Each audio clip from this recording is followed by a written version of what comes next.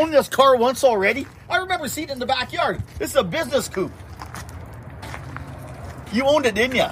Yes. Why? Because I told James if he was gonna hack it apart. For why? Ask James. So I told him if you're gonna do anything stupid with it, give me a ring. So I offered to buy it back for 10, and he sold it to me for 7. Because he does not believe in chauffeuronomics. Well, he owed me 2 for that drag car. So why? He owed you 2 for the drag car. You paid him $2,000 more than you paid for it. So you gained nothing but got a car back to clutter your yard up. I bought it for 10. Excellent point. I sold it for 4. Hey, I bought it for 10. Sold at the auction for 5. I gave him a car that I didn't have much into for 2. And then he owed me that, so I gave him 5. And it's like I got it back for what I got paid for it. And Blair, we have Blair on film yesterday going, it is pretty cool. I have him on film saying how cool it is. Just because it's cool, there's a lot of cool things. Yeah. Like, there's a cool car. Are you going to buy that back? yeah. No, I made nothing but money when the price of gold's at 33. You gave me $25,000 for that car, man.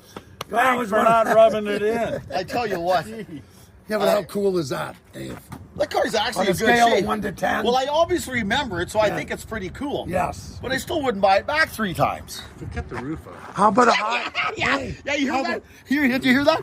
If we cut the roof off of it. How about a high-up truck? You want to buy that back? I think about that once in a while. I know you do. Okay. Give me what I paid for it and take it back. Hey, you know what? What? It's chauffeuronomics. Yeah. That is coined a new term. It's Mikeonomics. hey, let's move something around 38,000 times, own it 3 times.